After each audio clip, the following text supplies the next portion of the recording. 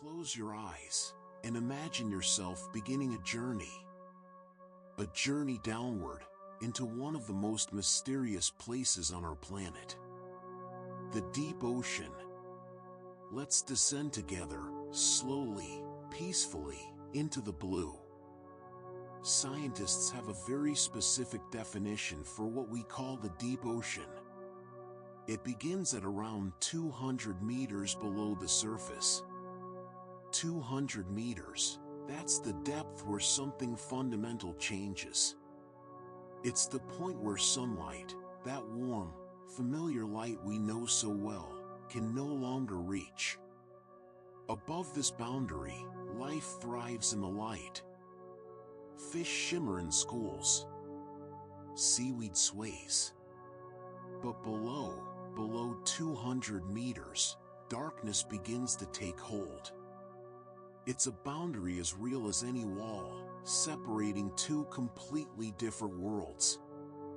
Water has a remarkable property. It absorbs light quickly. Even at depths that seem relatively shallow, the ocean becomes dark.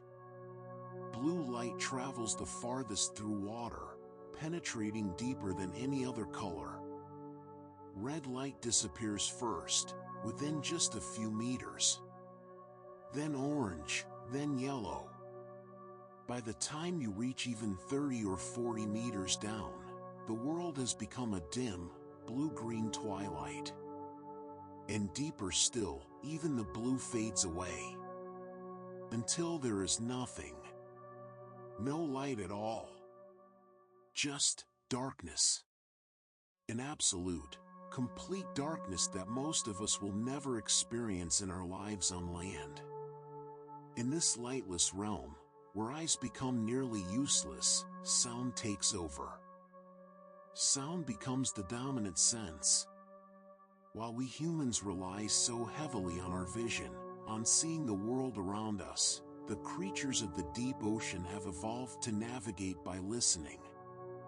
By feeling vibrations in the water. By sensing pressure changes. By experiencing their environment in ways we're only beginning to understand, ways that seem almost alien to us. The average depth of the ocean, if you were to measure from the surface down to the seafloor in all the world's oceans and calculate the mean, is about 3.5 kilometers. 3,500 meters. That's deep. Deeper than most mountains are tall. Think about what that means for a moment. Most of Earth's habitable space, the places where life can exist, isn't on land at all. We tend to think of our planet as a land planet, because that's where we live. But really, Earth is an ocean planet. And most of that ocean is deep water. Cold, dark, deep water stretching down into the abyss. Roughly 3/4 of the ocean exists in permanent darkness. 3/4. That means the vast majority of our ocean, the majority of the space where marine life lives, never sees the sun. Not ever. These creatures are born in darkness, they live in darkness, and they die in darkness. It's a world so different from ours, and yet it exists right here, on the same planet we call home. And it's not just dark down there. It's cold. The temperature in the deep sea stays just a few degrees above freezing, almost everywhere on Earth. Whether you're floating above the deepest trenches of the Pacific, or drifting in the Atlantic, or suspended in the Indian Ocean, the deep is cold. Consistently cold. Eternally cold. The temperature hovers around 2 to 4 degrees Celsius, year-round, century after century. But despite this cold, despite this darkness, the deep ocean is not still. It's not a stagnant, lifeless void. Deep sea currents flow, slowly, almost imperceptibly, but they flow. These currents redistribute heat, they carry oxygen, they connect the polar regions with the tropics. They are the planet's circulatory system, working in silence, working in darkness, but working endlessly. There's something called the thermohaline circulation. Scientists sometimes call it the global conveyor belt. It's driven by differences in temperature and salinity, the saltiness of the water. Cold, salty water is dense, and it sinks. Warm, less salty water is lighter, and it rises. This creates a circulation pattern, a slow, planetary-scale current that loops around the entire globe. And here's what's remarkable. This great circulation, this conveyor belt of water, takes roughly 1,000 years to complete a single loop around the world. 1,000 years. Think about that. Water that sinks near Antarctica today might not return to the surface until the year 3025.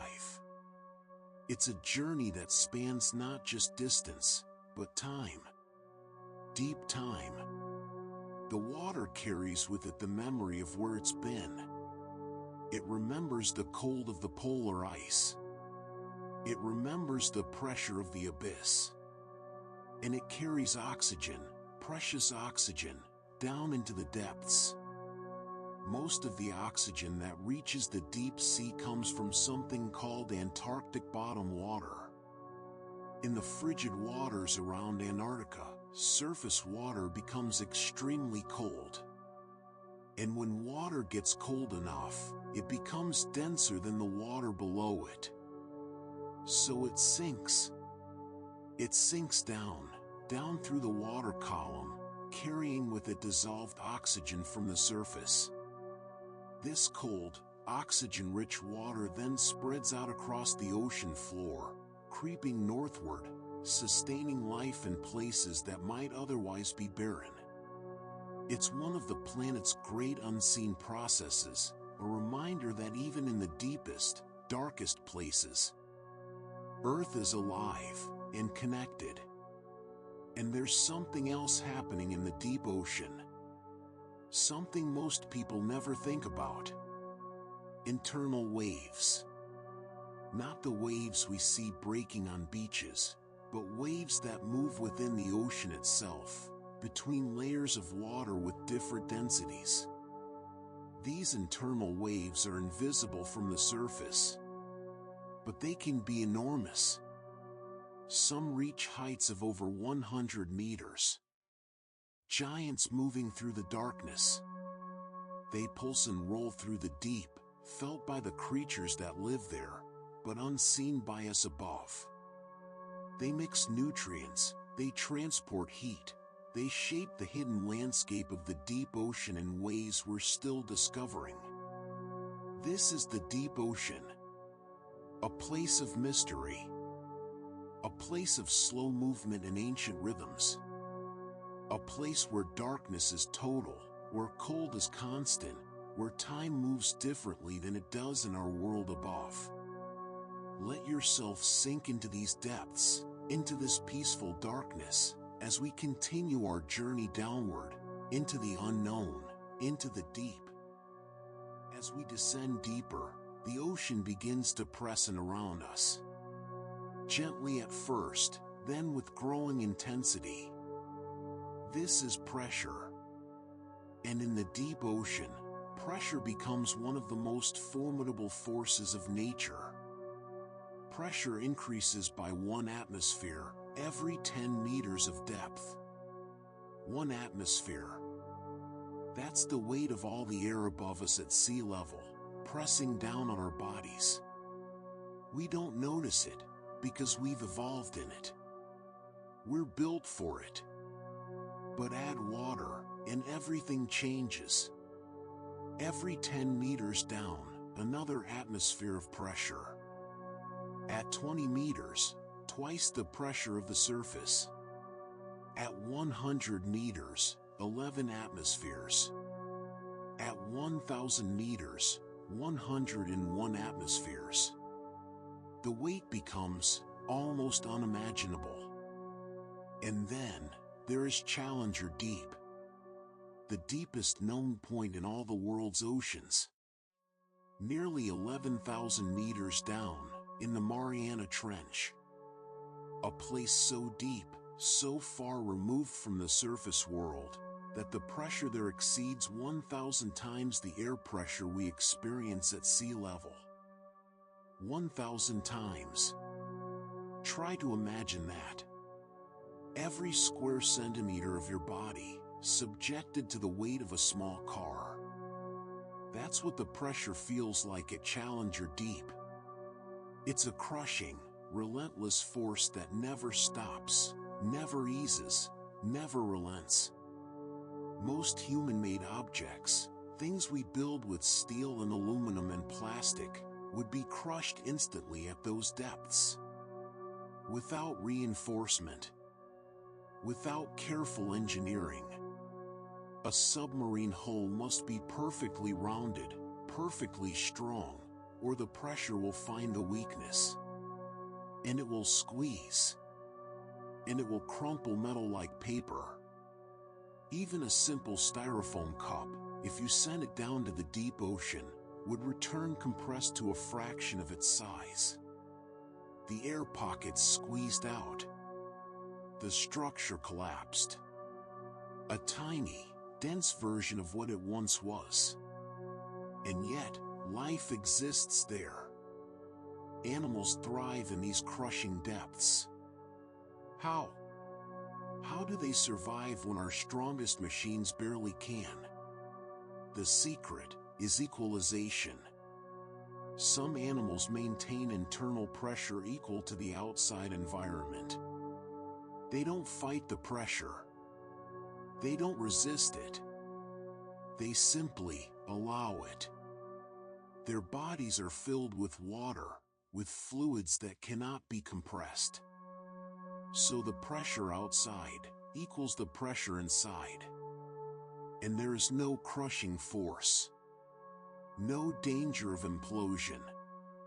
Many deep-sea creatures have flexible, jelly-like bodies. No rigid bones. No air spaces. Nothing that can be squeezed or crushed. Think of jellyfish, of sea cucumbers, of soft-bodied worms. Their bodies yield to the pressure, adapt to it, become one with it. This flexibility, this softness, is their armor against the abyss. But pressure doesn't just crush. It does something else, something more subtle. It changes chemistry. It changes how molecules interact, how proteins fold, how cells function. At extreme pressure, the proteins in our bodies, the building blocks of life as we know it, would denature. They would unfold. They would stop working. Deep-sea animals have evolved a remarkable solution. They produce molecules called TMAO, trimethylamine N-oxide. It's a small organic compound, and it has an almost magical property. TMAO stabilizes proteins under extreme pressure. It counteracts the pressure's tendency to unfold and destroy protein structures. It keeps enzymes working, keeps cells functioning, even when the weight of the ocean is pressing down with impossible force. Some deep-sea creatures use another strategy for dealing with pressure. Buoyancy. On the surface, fish use gas-filled swim bladders to control their depth. But gas compresses under pressure. A swim bladder would collapse, would become useless in the deep ocean. So deep-sea animals use something else. Ammonia-rich fluids. Ammonia is lighter than water, and unlike gas, it doesn't compress. By filling their bodies with these fluids, these animals achieve buoyancy without the need for fragile air spaces. They float, suspended in the crushing deep, held up by chemistry rather than by air. The pressures these animals can tolerate are almost beyond comprehension. Certain species have been found living at depths where the pressure reaches 110 megapascals. To put that in perspective, that's more than 1,000 times atmospheric pressure. That's the weight of, if you can imagine it, an elephant balanced on your thumbnail. And not just for a moment, but constantly, every second of every day. And there are bacteria, microorganisms living in the deepest ocean trenches that don't just tolerate this pressure. They require it. Some trench bacteria grow only under crushing pressure. If you bring them to the surface, where the pressure is normal, where we live comfortably, they die. They cannot survive. They need the weight of the ocean above them. They have evolved so completely for the deep, that the deep is now the only place they can exist. The pressure even changes the ocean itself. The chemistry of the water. Calcium carbonate, the material that shells are made from, the substance that forms coral and the protective coverings of countless marine animals, dissolves below about 4,500 meters. There's an invisible boundary in the ocean, called the carbonate compensation depth. Above it, shells can form and persist. Below it, the pressure and the chemistry of the water cause calcium carbonate to dissolve. Slowly, grain by grain, shells break down, return to the water, disappear. This means that in the deepest parts of the ocean, in the trenches and the abyssal plains, you won't find shell-bearing creatures. No snails with spiraling homes. No clams in protective casings. Only soft bodies. Only animals that have abandoned the very concept of a hard shell. The deep ocean teaches us that life is adaptable. That even in the most extreme conditions, even under pressures that would destroy almost anything we can build, life finds a way. Not by fighting, not by resisting, but by adapting, by becoming something new. Something perfectly suited to a world we can barely imagine. Let the weight of the ocean settle around you now. Feel the pressure in your mind. And then, let it go. Let yourself float in this darkness, this crushing depth, where somehow, impossibly, life continues. The ocean is not just one vast, uniform space. As we descend, we pass through layers. Distinct zones. Each one different from the last. Each one with its own character, its own rules, its own strange inhabitants. Let's continue our descent and travel through these layers, one by one. The first zone we enter, just below 200 meters, is called the mesopelagic zone. Scientists sometimes call it the Twilight Zone. And the name is perfect. This is where the last traces of sunlight struggle to penetrate. A dim, blue twilight, fading with every meter you descend. The mesopelagic extends from 200 meters down to 1,000 meters. It's a realm of shadows, of half-light. Animals here can still detect the faint glow from above, but it's weak, diffused. More of a memory of light than light itself. This is where bioluminescence begins to dominate. Where creatures make their own light, since the sun's light is no longer enough. Keep descending. Past 1,000 meters. And you enter the bathopelagic zone. The midnight zone. Here, there is no sunlight at all.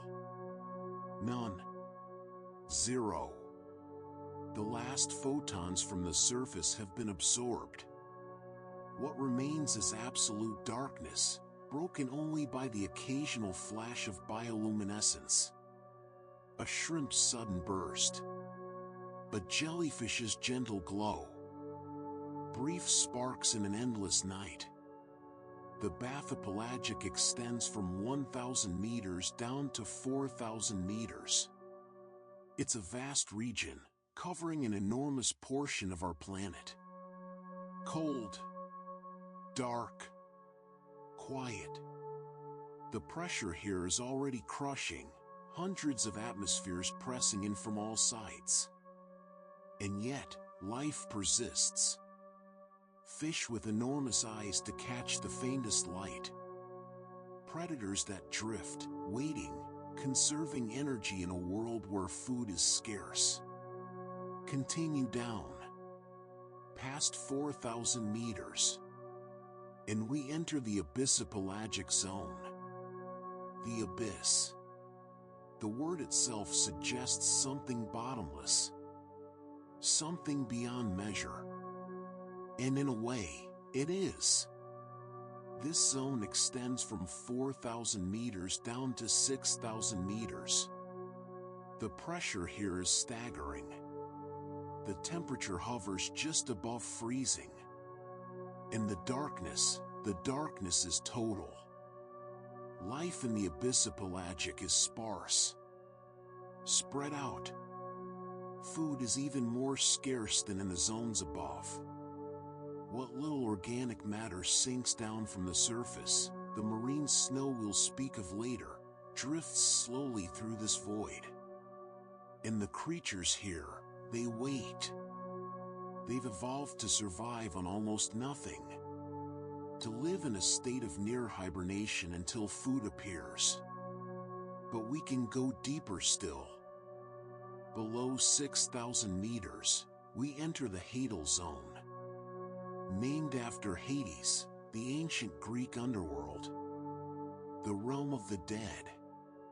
It's an appropriate name, for this is the deepest region of the ocean. The most extreme. The most alien. The Hadal Zone exists only in trenches. Long, narrow gouges in the ocean floor where tectonic plates collide, where one plate is forced down beneath another. These trenches are rare. They make up less than 0.2% of the entire seafloor area. Less than a fraction of a percent. And yet, they're incredibly deep. Here's something remarkable. Even though Hadal trenches cover such a tiny portion of the seafloor, they account for roughly 45% of the ocean's depth range. Think about that. Nearly half of how deep the ocean can get exists in these narrow cuts. These wounds in the Earth's crust. It's as if someone took all the extremity of the ocean, all the deepest depths, and concentrated them into these small, isolated pockets. The deepest of these trenches, the one that reaches farther down than any other, is Challenger Deep. Part of the Mariana Trench in the western Pacific Ocean. It plunges down to approximately 11,000 meters below the surface. 11 kilometers.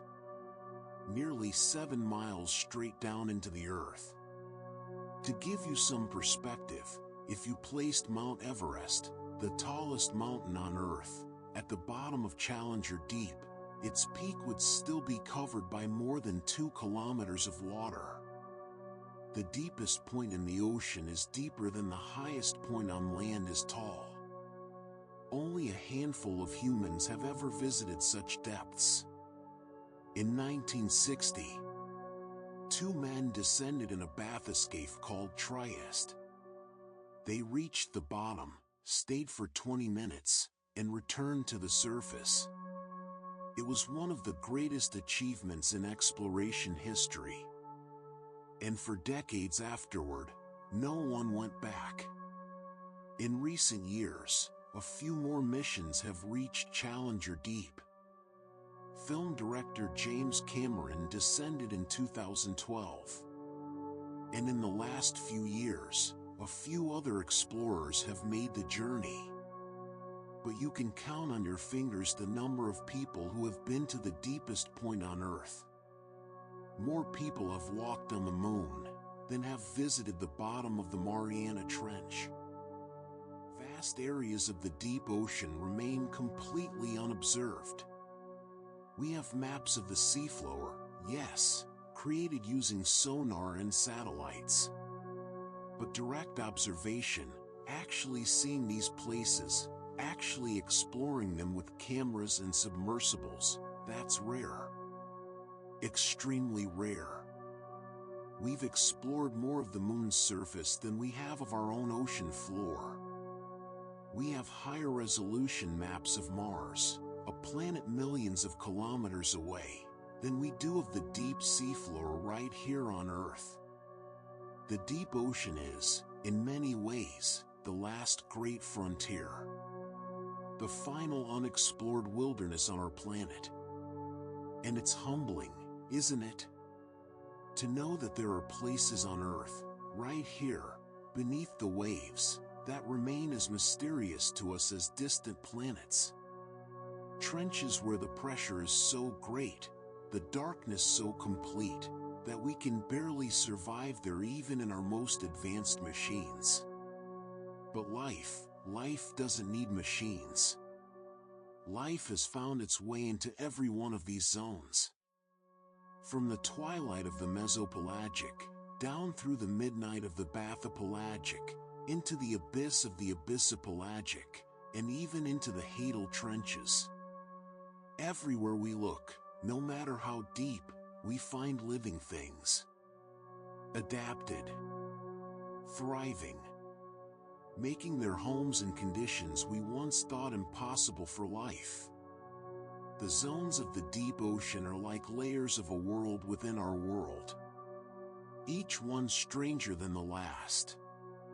Each one darker, colder, more extreme. And yet, each one filled with wonders we're only beginning to understand. Let yourself drift now, between these zones. Floating in the midnight waters. Descending through the abyss. Imagine the trenches below, waiting in silence. And rest in the knowledge that there are still mysteries left in this world. Still places unexplored. Still depths we have yet to reach. In a world of total darkness, how do you see? How do you find food, avoid predators, navigate through the endless night? The answer is that you don't see. Not in the way we understand it. Instead, you adapt. You evolve new senses. You learn to perceive the world in entirely different ways. Many deep-sea animals have abandoned vision almost entirely. They rely instead on sound, on vibration, on the movement of water around them. Because in the deep ocean, sound is king. Sound travels remarkably well through water. In fact, it travels 4.4 times faster in water than it does in air. In air, sound moves at about 340 meters per second. But in seawater, it races along at roughly 1,500 meters per second.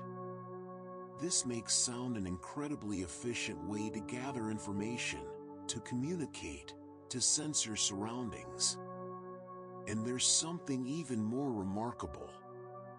Deep in the ocean, at around 1,000 meters down, there's a layer of water where temperature and pressure create perfect conditions for sound to travel. Scientists call it the SOFAR channel. SOFAR. Sound fixing and ranging. In this channel, sound waves get trapped. Refracted. They bounce between layers of water, traveling horizontally for enormous distances without dissipating. A sound made in the SOFAR channel can carry for thousands of kilometers. Thousands. A whale could sing in the Pacific, and another whale, halfway across the ocean, might hear it. It's nature's acoustic highway, running through the deep, invisible, but incredibly powerful. But some deep-sea animals haven't given up on vision entirely. They've simply modified it. Adapted it for a world where light is scarce but not completely absent. Deep-sea fish often have tubular eyes. Not round like ours, but shaped like cylinders. Like barrels pointing upward. These tubular, upward-looking eyes are designed for one purpose: to detect the faint silhouette of prey swimming above them. Against the slightly lighter background of the surface, even in near total darkness, a shape might be visible. A shadow. A movement. And these specialized eyes are built to catch it. The retinas of these fish are packed with rod cells. In our own eyes, we have two types of photoreceptors. Rods, which detect light and dark, and cones, which detect color. Deep-sea fish have almost no cones. Color is useless in the deep. But their retinas are absolutely crammed with rods. Millions upon millions of light-detecting cells, all working together to capture every single photon that might drift by. These eyes can detect the faintest bioluminescent flashes. When a shrimp releases a burst of light, or when a jellyfish glows softly in the darkness, these hypersensitive eyes can see it, can track it, can respond to it. Vision in the deep isn't about seeing clearly. It's about detecting movement, detecting light, detecting presence. One of the most extraordinary examples of deep-sea vision is the barrel-eye fish. This small creature, with its translucent, dome-shaped head, looks like something from science fiction. The top of its skull is completely transparent. And inside this clear dome, you can see its eyes. Green, tubular eyes, pointing upward, protected by the fluid-filled chamber of its head. The transparent dome allows light to enter from above, while protecting the delicate eyes from the stinging cells of jellyfish, which the barrel eye often steals food from. It's an adaptation so strange, so unexpected, that when scientists first discovered these fish, they didn't understand what they were looking at. It took years to realize that the dome was transparent, that the eyes were inside the head, looking up through living glass. Other fish use different strategies entirely. The hatchetfish, a small, flat creature with a body shaped like an axe blade, uses camouflage. But not the camouflage you might expect. Its belly is covered in mirror-like scales. Tiny, reflective plates that bounce light in specific directions. When a predator looks up at a hatchetfish from below, it doesn't see a dark silhouette. It sees nothing. The mirrored scales reflect the faint light from above, matching the background perfectly. The fish becomes invisible. A ghost in the water. This is called counter-illumination, and it's one of the most sophisticated camouflage systems in nature. But what about animals that can't rely on vision at all? What about life in the deepest trenches, where there's no light, not even bioluminescence? These creatures use touch. They use vibration. Many deep-sea fish have modified fins, delicate, hair-like structures, that can sense the tiniest vibrations in the water. When another animal moves nearby, it pushes water, creates currents, pressure waves. These modified fins detect those movements, even in complete darkness, even from a distance. It's a sense we don't have. We can't imagine what it's like to feel movement through water, to sense a creature swimming meters away, just from the ripples it creates. But for these animals, it's as clear as sight would be for us. And then, there are the masters of deep-sea sensing. Sperm whales. These enormous mammals, the largest toothed predators on Earth, dive to depths of over 2,000 meters. Down into the bathypelagic. Down into crushing darkness. And they navigate using biosonar. Echolocation. They emit powerful clicks, loud, sharp pulses of sound, and listen for the echoes. The sound bounces off squid, off fish, off the seafloor itself, and returns to the whale. By analyzing these echoes, the whale creates a mental map of its surroundings.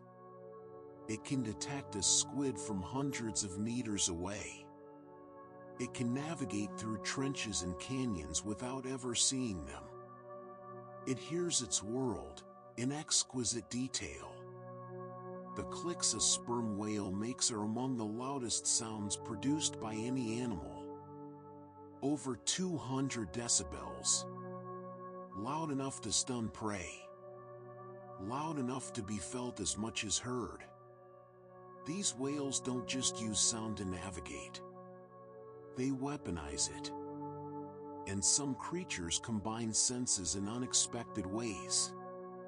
Certain species of deep-sea shrimp, when threatened, emit sound and light bursts simultaneously. They create a flash of bioluminescence, and at the same moment, they snap their claws together, producing a sharp crackling sound. This combination, light and sound exploding together in the darkness, startles predators, confuses them, gives the shrimp a chance to escape into the void. The deep ocean has forced life to become creative, to evolve senses we barely understand, to perceive the world through sound, through vibration, through chemical gradients and pressure changes and the faintest glimmers of light. These animals experience reality in ways completely alien to us. And yet, they thrive. They hunt. They communicate. They live full, complex lives, in conditions we would find utterly hostile. Let yourself imagine it now. Imagine sensing the world not through sight, but through sound. Through the vibrations in the water around you. Through the pressure of currents against your skin. Imagine a world where light is rare, precious, and fleeting. Where darkness is not empty, but full of information. Full of life. Rest in this darkness. And know that even here, even in the deepest night, there is perception. There is awareness. There is seeing, of a kind we're only beginning to understand. In the deep ocean, where sunlight has long since disappeared, where darkness wraps around everything like a thick blanket, there is still light. Not light from above. Not light from any distant star. But light from within. Light created by life itself. Many deep-sea animals produce their own light. They are living lanterns, glowing softly in the eternal night. This phenomenon, this ability to create light through chemical reactions within the body, is called bioluminescence. And in the deep ocean, it is everywhere. It's estimated that up to 90% of deep-sea creatures can produce light in some form. Think about that. In the darkest place on Earth, nearly every living thing glows. The deep ocean is not truly dark. It sparkles. It flickers. It pulses with countless tiny lights, like stars scattered through an underwater sky. But this light is not decoration. It's not beauty for beauty's sake. In the deep ocean, bioluminescence serves a purpose. Several purposes. It helps animals find prey in the darkness. It helps them locate mates. And it helps them avoid becoming prey themselves. Light, in the deep, is a tool. A language. A weapon. Consider the anglerfish. One of the most iconic creatures of the deep. With its massive jaws, its needle-sharp teeth, and its fishing rod. Yes, a fishing rod. Extending from the top of its head is a long, flexible spine, and at the end of that spine, a glowing lure. The anglerfish dangles this bait in front of its mouth, waving it slowly through the darkness. To other fish, to small squid, to anything hungry or curious, this glowing light looks like prey. Like food. Like something worth investigating. They swim closer. Closer. And then, the anglerfish strikes. Its jaws snap shut. The hunt is over in an instant. The anglerfish doesn't even have to search for food. It simply waits. In the dark. Glowing. Patient. Letting its prey come to it. It's an ambush predator perfectly adapted for a world where swimming around searching for food would waste precious energy. Jellyfish, those ghostly drifters of the deep, use a similar strategy. Some species have glowing tentacles that act as lures. The tentacles dangle down, pulsing with soft blue or green light, mimicking the movements of small prey. Fish see the light. They think it's something edible. They swim into the tentacles, and the stinging cells fire. The jellyfish doesn't chase. It doesn't hunt actively. It just glows, and waits, and the ocean brings food to it. But bioluminescence isn't just for hunting. It's also for escape. Some animals, when attacked, eject glowing clouds into the water. Imagine it. A small shrimp, grabbed by a predator, suddenly releases a burst of bioluminescent fluid. The water around it explodes with light. Bright, disorienting light. The predator, confused, distracted, loosens its grip. And in that moment of confusion, the shrimp escapes into the darkness. It's the deep sea equivalent of a smoke bomb. Except instead of creating darkness, it creates light. In a world where light is rare, a sudden burst of it is just as blinding, just as disorienting, as darkness would be for us. Some fish use light in an even more sophisticated way. We mentioned earlier the concept of counter-illumination. Hiding your silhouette by matching the light from above. But some animals take this a step further. They have bioluminescent organs on their bellies, called photophores, that produce light. These photophores can be adjusted, brightened, dimmed, tuned to match exactly the faint glow filtering down from the surface far above. The fish essentially erases its own shadow. When a predator looks up from below, it sees nothing. No dark shape. Just the same uniform glow of the water above. The fish becomes invisible. Hidden in plain sight, by creating its own light to match the background. Where does this light come from? How do these animals produce it? In many cases, they don't. Not directly. Instead, they farm it. They cultivate colonies of bioluminescent bacteria inside specialized organs in their bodies. These bacteria live in the fish's lure, or in its photophores, fed and protected by their host. And in return, they glow. The fish provides food and shelter. The bacteria provide light. It's a partnership, a symbiosis. The fish is not glowing on its own. It's nurturing billions of tiny organisms that glow for it. In the deep ocean, where color has no meaning, where red and blue and green all appear as shades of black, bioluminescence replaces color in communication.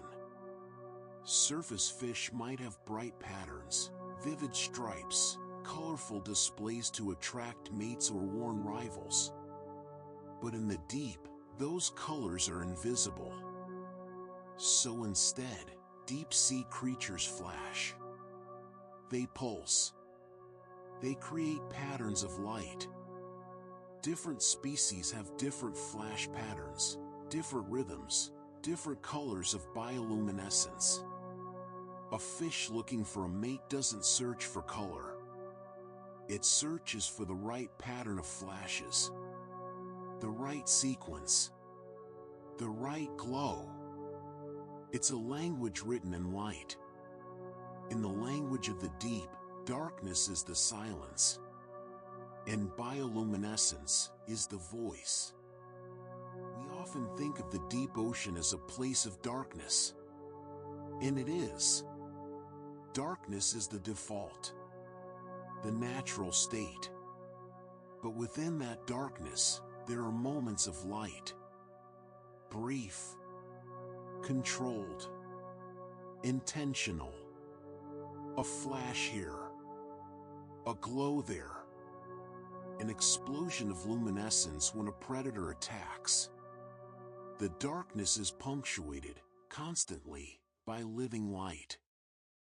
And light, in the deep, becomes more than just illumination. It becomes a weapon.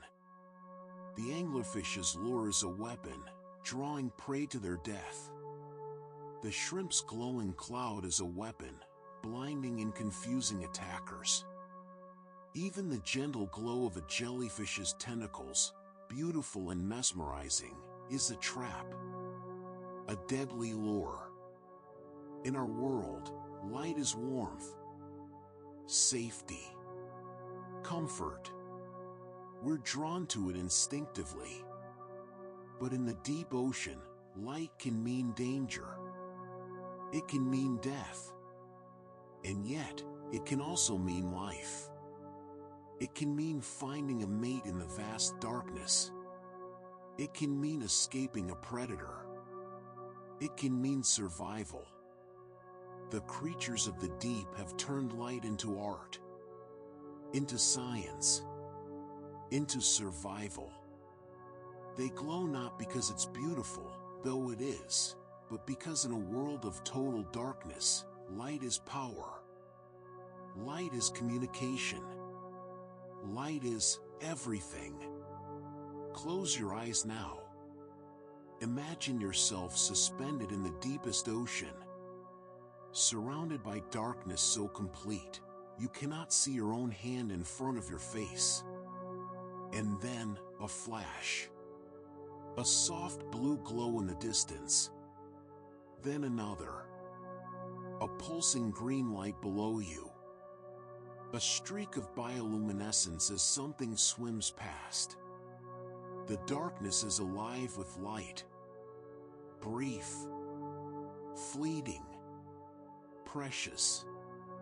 This is the deep ocean, where darkness reigns, but light, living light, endures. Let yourself float in this bioluminescent night. Rest in the gentle glow of life, finding its way through the dark. Everything we know about life on Earth begins with the sun. Plants capture sunlight. They convert it into energy. Animals eat the plants. Other animals eat those animals. The entire web of life, from the smallest insect to the largest whale, traces back to that one source. Sunlight. Energy from our star. Or so we thought. In the deep ocean, most food does come from the surface. It drifts down, slowly, endlessly, in a gentle rain of organic matter that scientists call marine snow. Tiny particles, dead plankton, fecal pellets, fragments of larger creatures. All of it sinking, tumbling through the water column, taking days or weeks to reach the bottom. This marine snow is the primary food source for much of the deep ocean. Animals filter it from the water. They pick it off the seafloor. They survive on these scraps, these leftovers, from the sunlit world above. It's a meager existence. Food is scarce. Energy is precious. Life in the deep, for the most part, survives on the crumbs that fall from the table of the surface ocean. But then, we discovered something extraordinary. Something that changed our entire understanding of what life needs to exist. Some ecosystems in the deep ocean don't rely on surface food at all. They don't depend on the sun. Not even indirectly. They've found another way. Another source of energy. And it comes not from above, but from below. From the earth itself. In certain places on the ocean floor, particularly along mid-ocean ridges where tectonic plates are pulling apart, there are cracks in the Earth's crust. And from these cracks, water emerges. Not ordinary seawater, but superheated, mineral-rich water from deep within the Earth. These are called hydrothermal vents. The water pouring from these vents can reach temperatures of up to 400 degrees Celsius. 400 degrees. That's hot enough to melt lead. If you could hold your hand in this water, which you cannot, it would cause instant, severe burns. And yet, this scalding, toxic water creates life. Around these vents, in the absolute darkness of the deep seafloor, entire ecosystems thrive. Not by relying on sunlight, but by using chemical energy. The process is called chemosynthesis.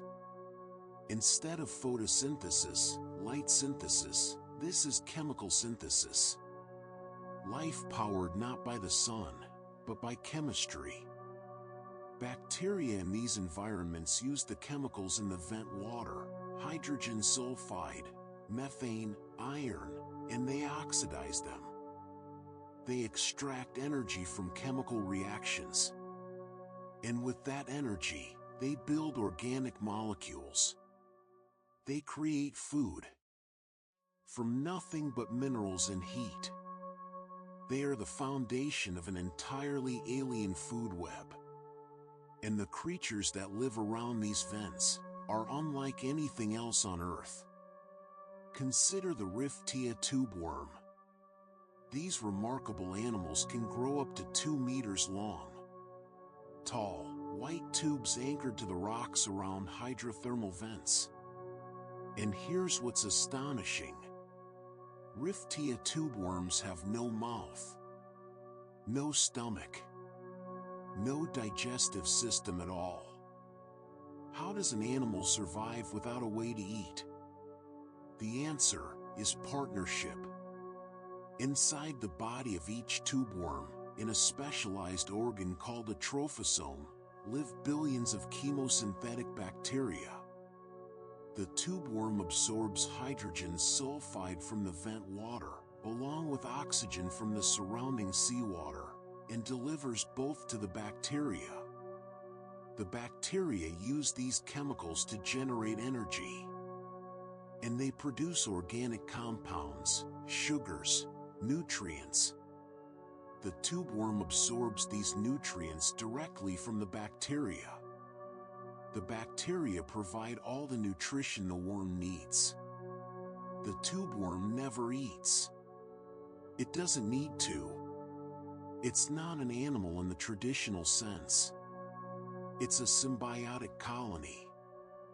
A partnership between worm and bacteria so complete that neither can survive without the other. This is life, reimagined. Life that doesn't follow the rules we thought were universal. Hydrothermal vents are spectacular, dramatic. But they're not the only chemosynthetic ecosystems in the deep ocean. There are also cold seeps, places where methane and hydrocarbons leak slowly from the seafloor. No superheated water, no billowing black smoke. Just a gentle, constant release of chemical energy. And around these cold seeps, life gathers. Different bacteria, different animals, but the same principle. Chemosynthesis. Energy from chemistry rather than from the sun. Methane-based ecosystems have been found at astonishing depths, even below 9 kilometers. In the deepest trenches, in places where the pressure is almost unimaginable, where we thought nothing could survive. And yet, where there is methane leaking from the earth, there are bacteria converting it into energy. And where there are bacteria, there are animals feeding on them. Worms, clams, mussels, all living, thriving, in total independence from the sunlit world above. Chemosynthesis may be far more widespread in deep ocean trenches than we ever imagined. Every time we explore a new trench, a new deep canyon, we find these ecosystems. These islands of life, powered by the earth itself. It suggests that the deep ocean, far from being a barren wasteland, may be dotted with oases. Chemical oases. Wherever the right conditions exist. Around cold seeps, something else remarkable happens. The methane and hydrocarbons react with minerals in the seawater. And over time, they form solid structures. Rocky pavements made of calcium carbonate and other minerals. Scientists call these authigenic carbonate pavements. Authigenic, meaning self-generated. The rocks literally grow from the chemistry of the seep. These pavements can cover large areas of the seafloor. They're hard, stable, and they provide surfaces for animals to attach to. Tube worms anchor themselves to the carbonate rocks. Mussels cluster on them. The seep doesn't just provide energy, it creates structure. It builds habitat. From chemistry comes landscape. The discovery of chemosynthetic ecosystems was one of the most profound moments in biology. It meant that life doesn't need the sun. Not fundamentally. All life needs is a source of energy. And energy can come from many places. From light. From heat. From chemistry. It opened up possibilities. If life can exist around hydrothermal vents on Earth, independent of sunlight, then perhaps life could exist in other dark places. In the oceans beneath the ice of Europa, Jupiter's moon, in the subsurface seas of Enceladus, in places we once thought were too dark, too cold, too hostile for life. The deep ocean taught us that life is more resilient, more creative, more adaptable than we ever imagined. It taught us that where there is energy, any energy, life will find a way to use it. Let yourself sink down now, to the seafloor. Imagine the darkness, the cold, and then imagine a vent, glowing faintly with the heat of the earth, water shimmering as it rises, and around it, gardens of tube worms, swaying gently, white and red, fed not by the sun, but by the planet itself. This is life, unbound from the sky. Life rooted in the earth. Life that proves the rules are not as fixed as we thought. Rest here, in this alien garden, and know that life always finds a way. We often imagine the deep ocean floor as flat, featureless, an endless plain of mud stretching in all directions. And in some places, that's true. But the deep ocean is not a monotonous desert. It has landscapes, mountains, valleys, ancient volcanoes, vast plains, patterns etched by forces we're only beginning to understand. Let's explore these landscapes, one by one. The abyssal plains. These are the flattest places on Earth. Enormous expanses of seafloor, covered in fine sediment, stretching for thousands of kilometers. They cover over half the ocean floor. More than half. If you were to stand on an abyssal plain, which you cannot, you would see nothing. Just flat sediment in every direction. Perfectly level. Perfectly still. These plains formed over millions of years. Sediment drifting down from above, layer upon layer upon layer, burying the underlying bedrock, smoothing out the rough edges, filling in the valleys, until all that remains is flatness. A soft blanket of mud covering the bones of the earth. But even here, on these featureless plains, there is something strange. Something unexpected. Scattered across the sediment, lying on the surface or partially buried, are rocks. Round, dark rocks. Some the size of potatoes. Others as large as bowling balls. Scientists call them polymetallic nodules. These nodules grow incredibly slowly. They form around a tiny nucleus, a shark's tooth, perhaps, or a fragment of shell, and minerals from the seawater precipitate onto them. Layer by layer. Growing outward. It takes millions of years for a nodule to reach the size of your fist. Millions of years. They are among the slowest growing objects on Earth. And they're valuable. The nodules contain manganese, nickel, cobalt, copper. Metals that are in high demand. Mining companies look at the abyssal plains and see resources. Wealth lying on the seafloor, waiting to be collected. But these nodules, these ancient, slow-growing rocks, host life. Unexpectedly diverse life. Tiny organisms cling to their surfaces. Filter feeders. Bacteria. Animals so small we can barely see them.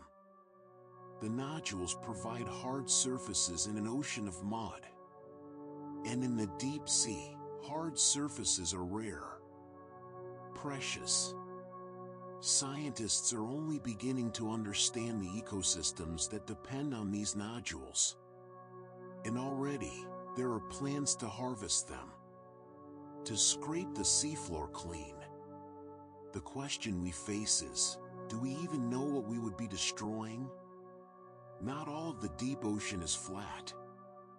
Rising from the abyssal plains, in isolated clusters or long chains, are seamounts, underwater mountains.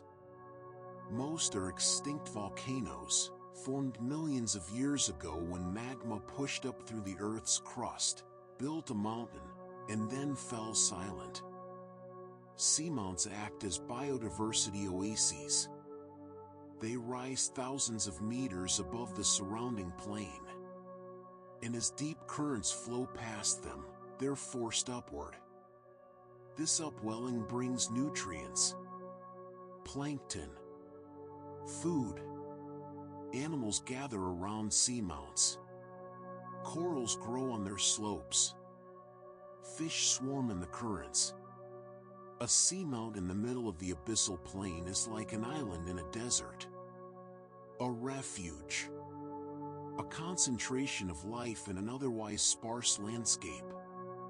Some seamounts, the oldest ones, have flat tops. We call these guyots. They're named after Arnold Guyot, a 19th century geographer. And they tell a remarkable story. Guyots are sunken ancient islands. They formed as volcanic islands, rising above the surface of the ocean.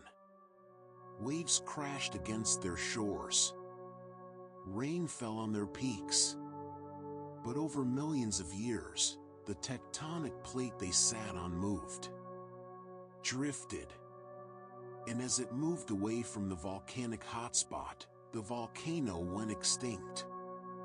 No more lava. No more growth. And then, the island began to sink. The seafloor beneath it cooled, contracted, subsided. Slowly, the island sank beneath the waves. But before it did, waves eroded its peak, flattened it, turned the pointed volcanic cone into a flat platform. And then the island descended, carrying that flat top down into the deep. Now it sits, thousands of meters below the surface. A ghost of a lost island. The deep ocean also has canyons. Submarine canyons. These are carved into the continental slopes, the steep underwater cliffs that drop from the continental shelf down into the deep. Some of these canyons rival the Grand Canyon in size. Enormous gashes in the seafloor, cutting down through sediment and rock.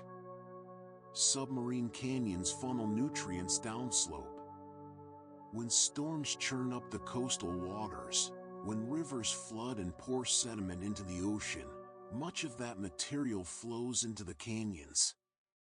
Turbidity currents, underwater avalanches of sediment-laden water, rush down the canyons at tremendous speed, carrying nutrients, carrying food, delivering the riches of the surface world down into the deep. Animals gather in and around these canyons. They're highways of nutrition, pathways connecting the surface to the abyss. Life is often more abundant near submarine canyons than on the surrounding plains. And then, there are the mid-ocean ridges. The longest mountain chain on Earth. Longer than the Andes. Longer than the Rockies. Longer than the Himalayas. In fact, longer than all of them combined. The mid-ocean ridge system stretches for over 60,000 kilometers, winding through every ocean on the planet. These are not mountains in the traditional sense. They're volcanic ridges, formed where tectonic plates are pulling apart. Magma rises from the mantle, fills the gap, and solidifies. creating new seafloor. The mid-ocean ridges are where the Earth's crust is born, where the planet creates itself, constantly, relentlessly, in the darkness. Most volcanic eruptions on Earth happen here. Underwater. We never see them. We never hear them. But they're constant. Magma pushes up, lava flows across the seafloor, cools instantly in the frigid water, and adds another layer to the growing ridge. The ocean floor is alive, growing, spreading. At the other end of the spectrum, where tectonic plates collide rather than separate, we have trenches. We've spoken of these already. The deepest places in the ocean, formed when one plate is forced beneath another. Subducted, driven down into the mantle. Trenches are scars on the face of the Earth. Narrow, deep, and geologically active. Earthquakes are common along trenches. The plates grind against each other, build up tension, release it in violent bursts. Some of the most powerful earthquakes in recorded history happened at trenches. The 2011 Tohoku earthquake in Japan. The 2004 Indian Ocean earthquake. Both occurred at subduction zones. And all across the deep ocean floor, in places where ancient lava flows have cooled and cracked, you find patterns. Surreal, geometric patterns. The lava, when it erupted underwater, formed into rounded shapes called pillow lava. Stacks of pillows. Frozen bubbles of molten rock. As the lava cooled and contracted, it cracked. And the cracks formed polygonal patterns. Hexagons. Pentagons. Tessellating across the seafloor like tiles in some vast, natural mosaic. These patterns can stretch for kilometers. A geometry created not by intelligence, but by physics. By the slow cooling of stone.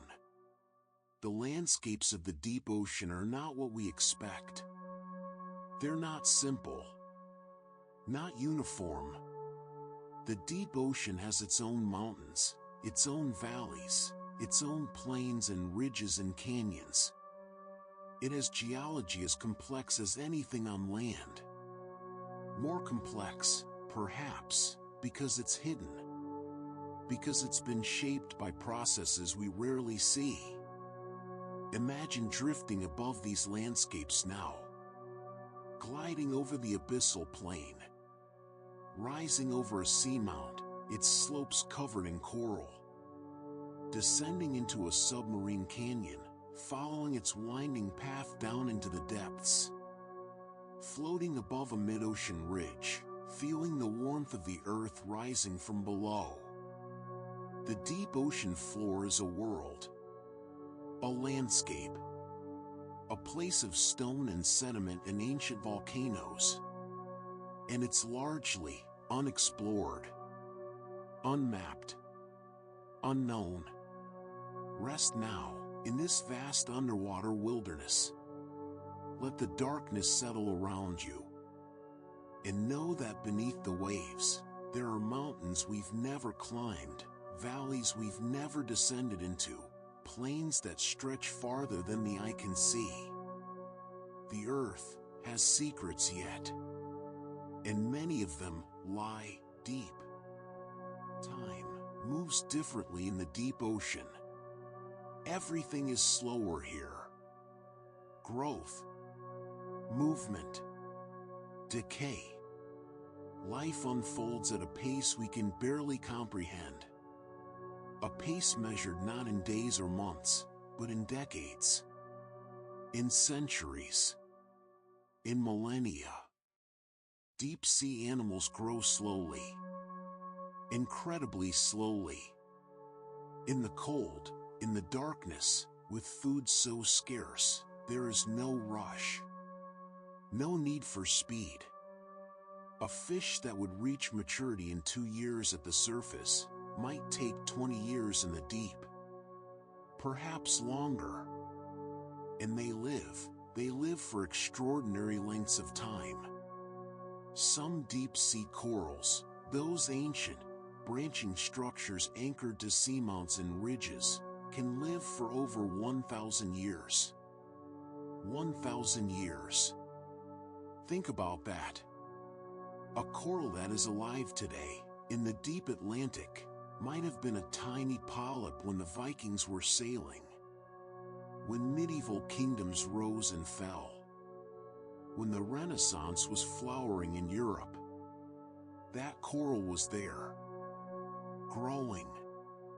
Slowly. Patiently. Adding microscopic layers to its skeleton, year after year after year.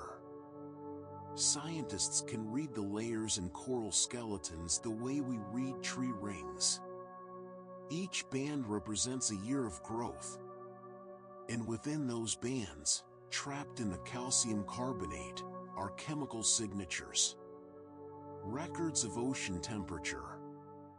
Of ocean chemistry. These ancient corals are living archives. Time capsules. They remember the ocean as it was, centuries ago. Even smaller creatures live impossibly long lives in the deep. Vent clams, those mollusks that cluster around hydrothermal vents and cold seeps, can live for over 200 years. 2 centuries. Growing at a rate so slow that you could watch one for your entire life, and barely notice any change. In the deep ocean, age is not unusual. It's the norm. Time stretches. And life endures. But of course, even in the deep, eventually, all things die. And when they do, death becomes a gift. A resource. Energy is so scarce in the deep ocean that nothing is wasted. Nothing. When a creature dies, its body becomes food. Shelter. An entire ecosystem unto itself.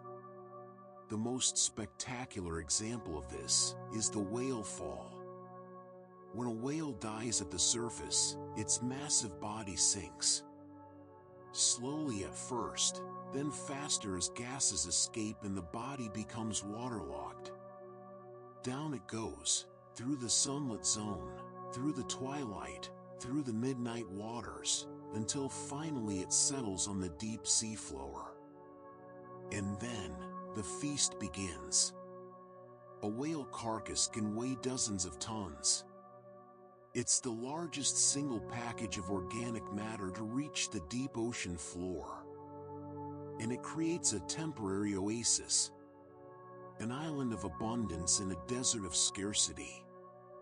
Within hours, scavengers arrive. Hagfish, sleeper sharks, rat-tail fish. They tear into the soft tissues. Feeding frantically. Consuming as much as they can before others arrive. Within weeks, most of the soft tissue is gone. But the whale fall is far from finished. Next come the opportunists. Worms. Crustaceans. They colonize the bones. They burrow into the skeleton. And here, something truly remarkable happens. Enter the zombie worms. Bostax. These strange, flower-like worms have no mouth. No stomach.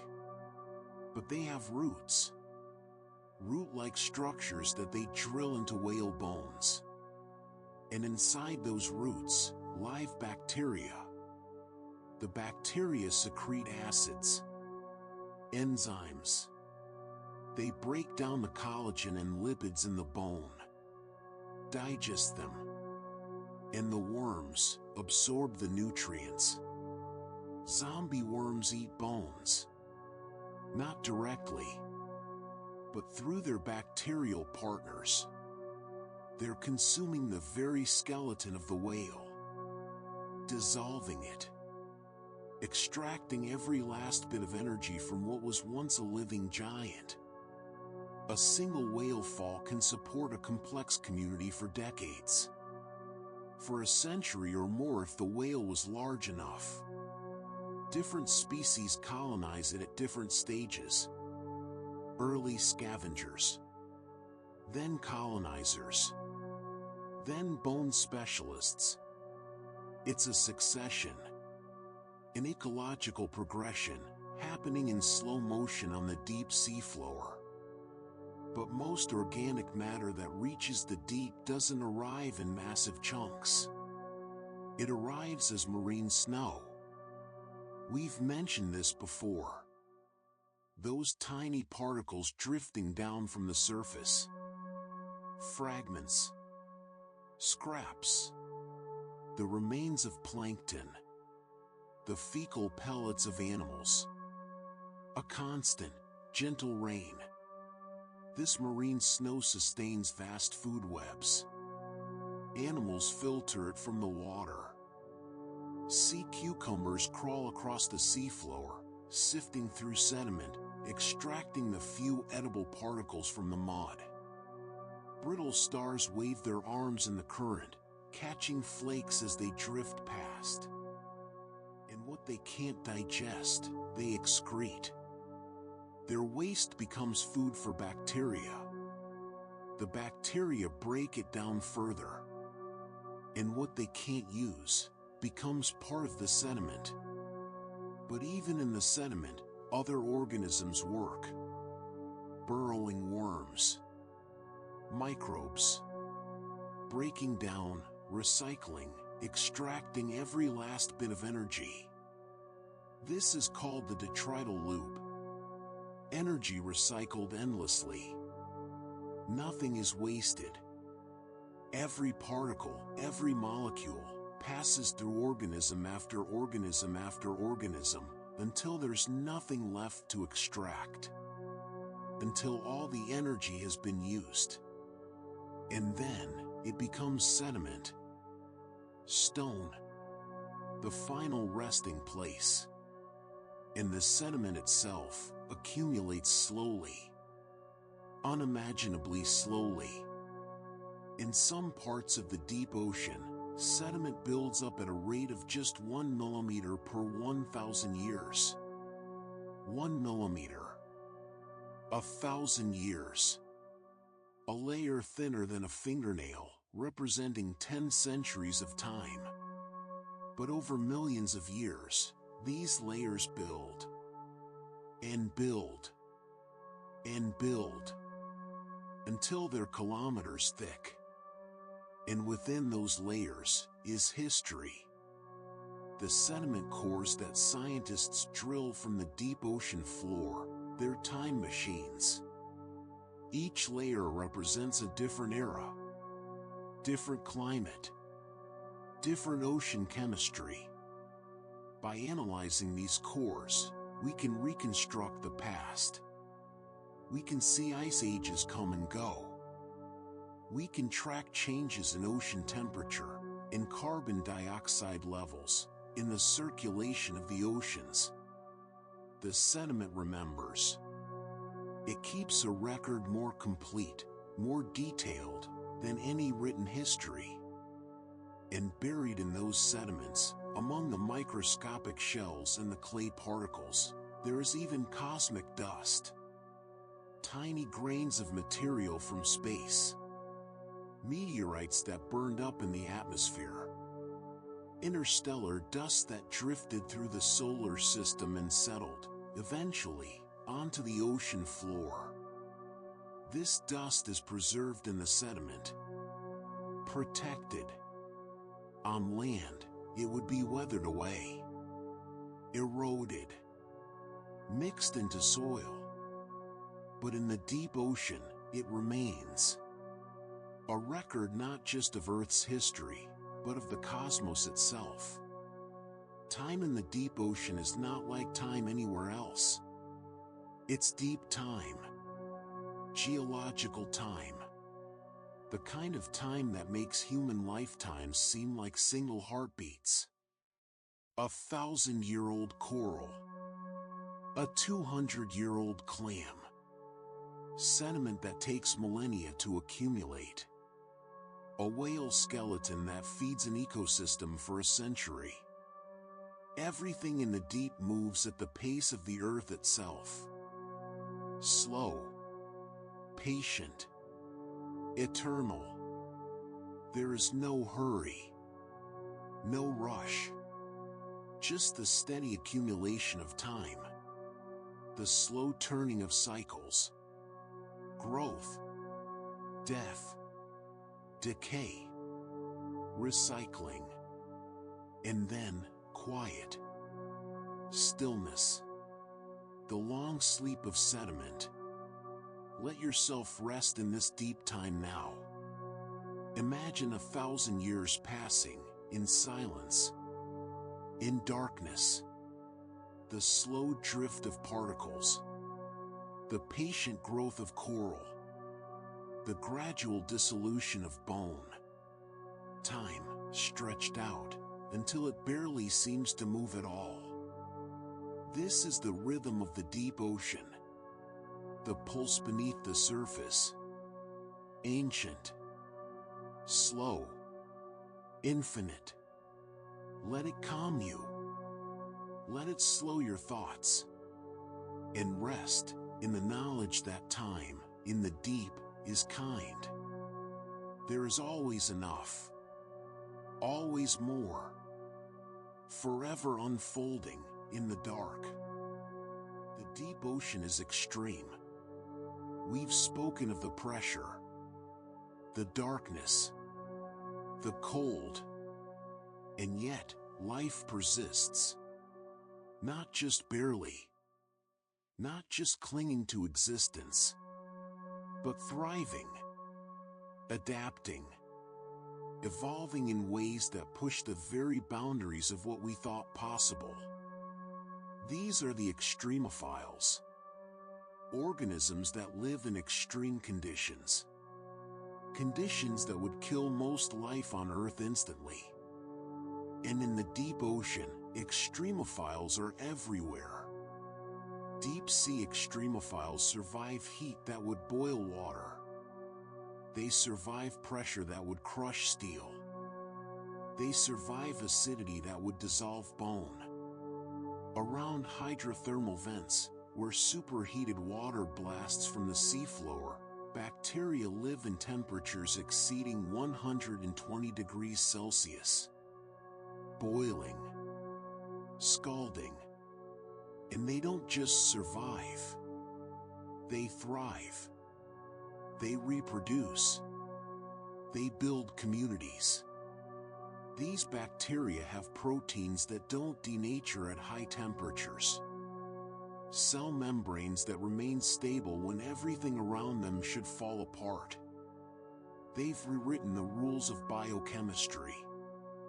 Adapted to conditions we once thought incompatible with life. But heat isn't the only challenge. Deep in the ocean, particularly near hydrothermal vents where radioactive elements are concentrated, there is radiation. Not intense, but constant. And radiation damages DNA, breaks the genetic code, causes mutations that can kill cells. Some deep-sea organisms have expanded genomes, more DNA than seems necessary. Redundancy. Backup copies. When radiation damages one section of the genome, the organism can use another copy to repair it. It's like having multiple hard drives, storing the same information. If one fails, the others remain intact. This genetic redundancy helps repair radiation damage quickly and efficiently. It's an adaptation we barely understand. But it works. These organisms can tolerate radiation levels that would be lethal to most surface life. And then, there is cold. We've mentioned that the deep ocean hovers just above freezing.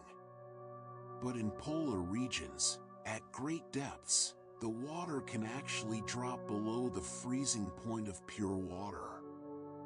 It doesn't freeze, because the salt content lowers the freezing point. But it's cold enough that ice crystals could form inside an organism's cells. And ice crystals would tear the cells apart from the inside. Some deep-sea fish produce antifreeze proteins. These proteins bind to tiny ice crystals before they can grow. They prevent crystallization. Keep the cells liquid, even at temperatures that should be deadly. The fish swim through water cold enough to freeze them, and they remain fluid. Alive. Protected by molecular antifreeze flowing through their veins. Life in the deep ocean doesn't stay in one place. Some species undertake journeys every single day. Vertical migrations. They rise from the deep, ascending 1,000 meters or more, toward the surface.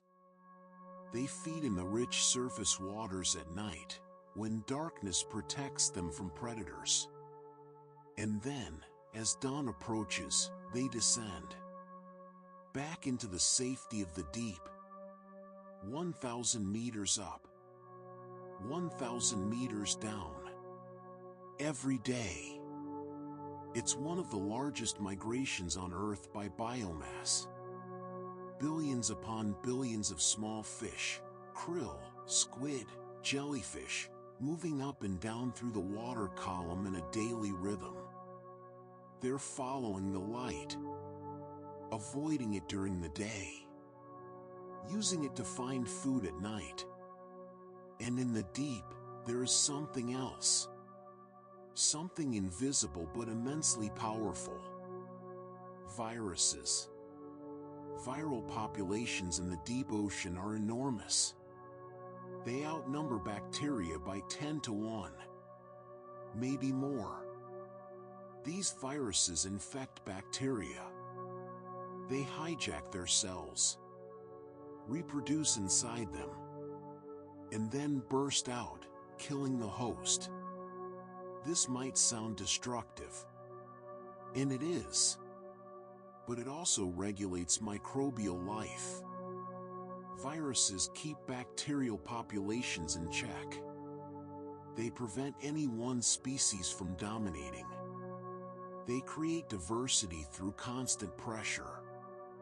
Constant selection. When a virus kills a bacterium, the cell's contents spill into the water.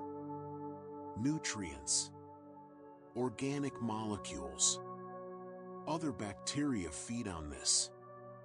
Energy is recycled. The viral shunt, scientists call it.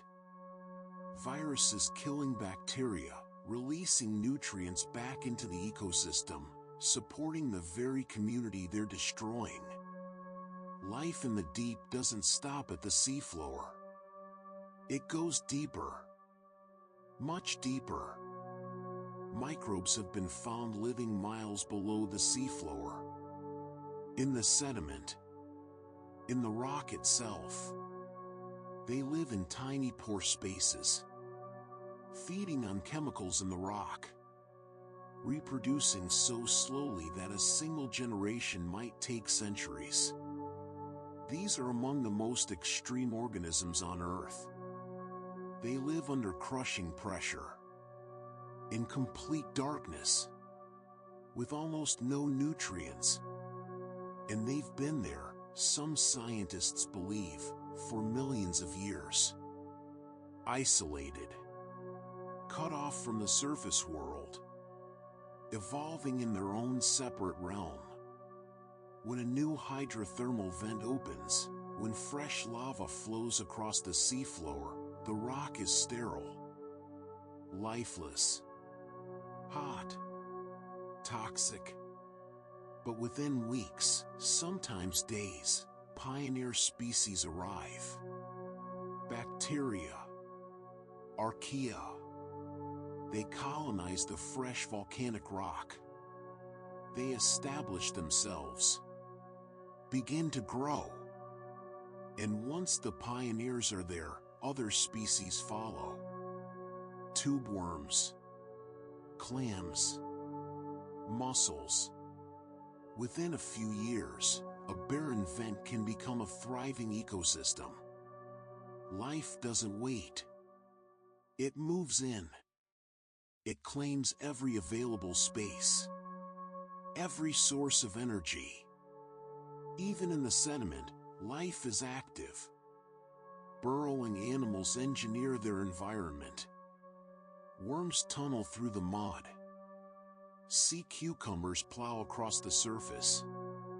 Their movements mix the sediment, bring oxygen down from the surface layers, bring nutrients up from deeper layers. This bioturbation, biological mixing, changes the chemistry of the seafloor. It affects which bacteria can grow, which chemical reactions can occur.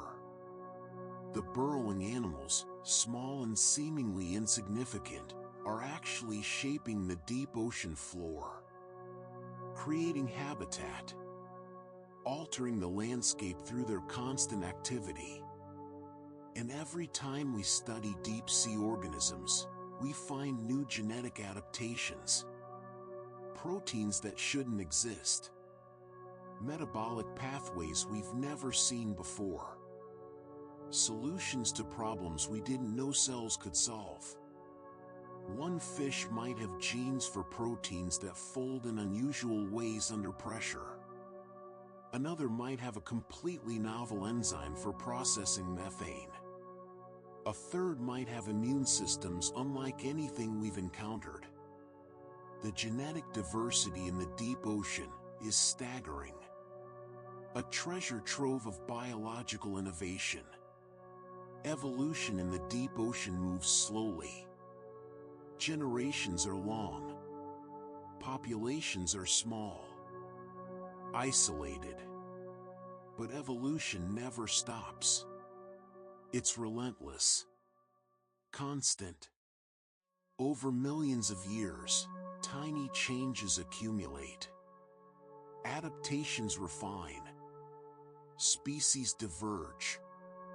The creatures we see in the deep today are the result of billions of years of evolution. Billions of years of trial and error, of mutation and selection, of survival against impossible odds. They are masterpieces of adaptation, perfectly suited to their world. A world that would kill us in moments. The deep ocean teaches us that life is tougher than we think. More resilient, more creative, more determined. It finds ways.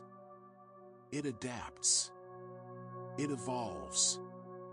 It survives. From boiling vents to frozen abyssal plains.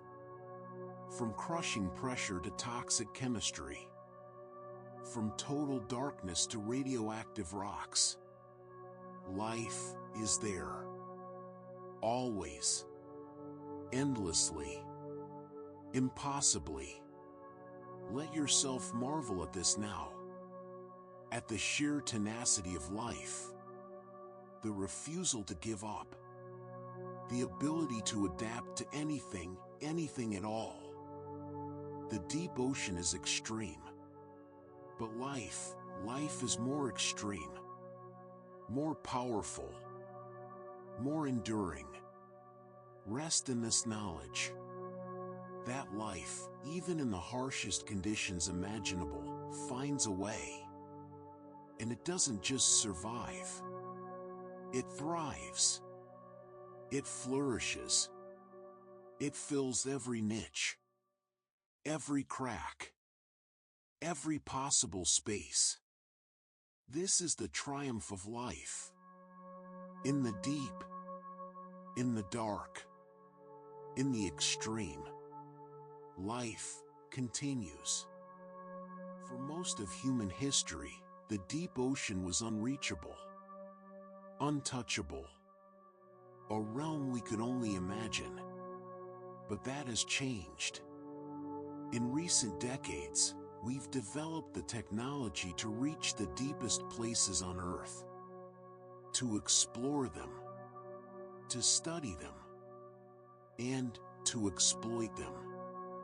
Deep water fishing, once limited to shallow seas and continental shelves, now reaches abyssal depths. Trawling nets drag across the seafloor thousands of meters down, scooping up fish, crushing corals, churning sediment. These deep-sea fish, remember, grow slowly, reproduce slowly. A fish caught today might be decades old, centuries old in some cases. The populations cannot sustain this level of fishing. They recover too slowly. In some areas, deep-sea fisheries have already collapsed. Orange roughy, grenadier, species that were once abundant, now rare. We're harvesting faster than the deep ocean can replenish itself. And the damage is spreading. And there's something else we've brought to the deep. Something we never intended. Plastic. Microplastics. Tiny fragments of degraded plastic, smaller than a grain of rice, smaller than a flake of pepper. They're everywhere now. In surface waters. In Arctic ice. In the bodies of seabirds and fish. And they've been found in the trenches. The deepest places on Earth. Places we thought were pristine, untouched. Scientists have collected sediment samples from the Mariana Trench, from Challenger Deep itself, and found microplastics, synthetic fibers, fragments of bottles and bags and fishing nets. Even the most remote place on the planet, 11,000 meters down, is contaminated. There is nowhere left on Earth that our pollution has not reached. And now, we're looking at the deep ocean not just as a place to fish, but as a place to mine. The abyssal plains are covered in polymetallic nodules. We mentioned them before. Rocks rich in valuable metals. Manganese, nickel, cobalt, copper. Metals needed for batteries, for electronics, for the technologies of the modern world. Mining companies want to harvest these nodules, send machines to the seafloor to collect them. It would be profitable, relatively easy. The nodules just sit there, on the surface of the sediment, waiting. But deep-sea mining threatens ecosystems that are incredibly fragile, slow to recover. The nodules themselves host life.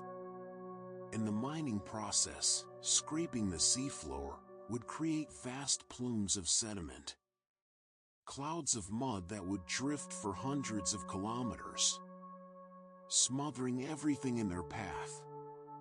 The animals of the deep ocean, adapted to clarity, to stillness, would be buried, suffocated. And recovery, if it happens at all, may take centuries. Or longer. Remember, growth in the deep is slow. A coral destroyed by mining might take 1,000 years to regrow. A nodule ecosystem, disrupted, might never fully recover within any human time frame. We stand at a crossroads. The deep ocean is finally within our reach. But that reach brings responsibility. The question is, Will we protect these ecosystems? Or will we repeat the mistakes we've made everywhere else? But it's not all destruction. Technology is also helping us understand the deep ocean like never before. AUVs, autonomous underwater vehicles, explore without human crews. They're robots, programmed to dive, to map, to collect data. They can stay underwater for days, weeks, traveling to places too dangerous or too remote for crewed submersibles. These AUVs glide through the darkness, cameras recording, sensors measuring temperature, salinity, current speed. They're building a picture of the deep ocean, piece by piece, mission by mission. And there are ROVs, remotely operated vehicles, tethered to ships on the surface by cables that carry power and data. ROVs can map trenches in three-dimensional detail. They can hover in place, reach out with robotic arms to collect samples. They've mapped hydrothermal vents, explored shipwrecks, descended into the deepest trenches. The images they send back are breathtaking. Fields of tube worms, gardens of glass sponges, fish we've never seen before, landscapes of alien beauty. Every dive brings new discoveries. New communication technologies are making exploration faster and more efficient. Laser acoustic communication, for example. Sound travels well underwater, but it's slow. Light travels fast, but is quickly absorbed. Lasers can carry data at high speeds over short distances. Acoustic signals carry it more slowly, but over long distances. By combining both, we can communicate with deep-sea vehicles in real time. Stream high-definition video from the seafloor. Control robotic arms with precision. The technology is improving every year. And with it, our ability to explore, to understand, grows. Every mission to the deep ocean reveals life where none was expected. We thought the deepest trenches would be barren. They're not. We thought the abyssal plains would be lifeless deserts. They're not. We thought chemosynthetic ecosystems would be rare. They're not. The deep ocean is more alive, more diverse, more complex than we ever imagined. And technology is showing us this. Piece by piece. Discovery by discovery. But here's the paradox. Every discovery raises new questions.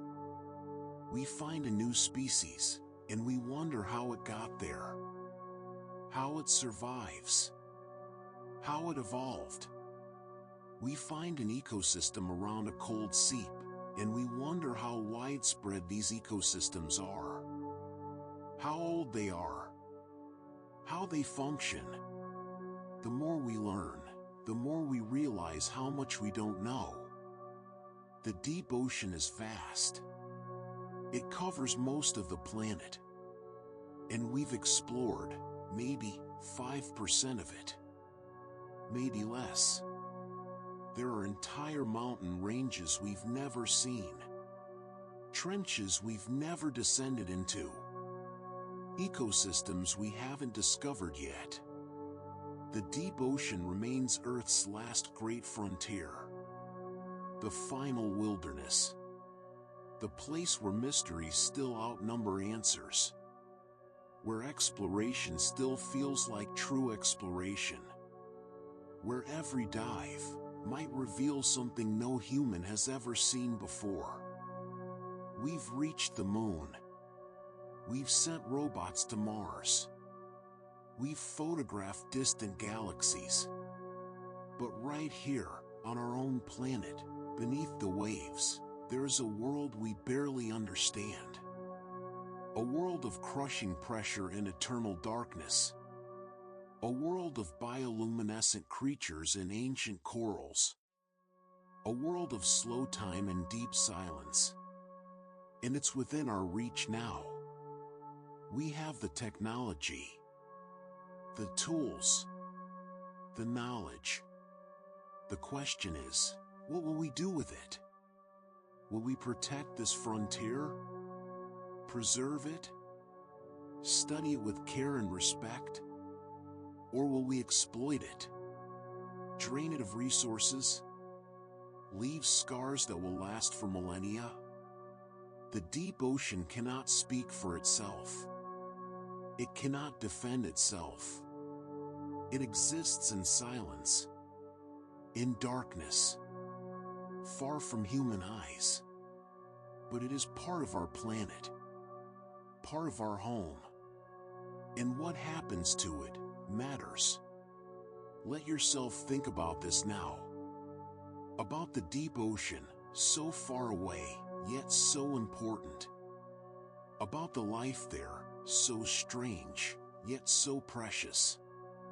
About the mysteries still waiting in the dark. The deep is calling to us. It has been calling for as long as humans have looked out at the sea and wondered what lies beneath. And now, finally, we can answer that call. The question is, how will we respond? With wisdom? With humility? With care? The deep ocean is waiting. Patient. Silent. Eternal.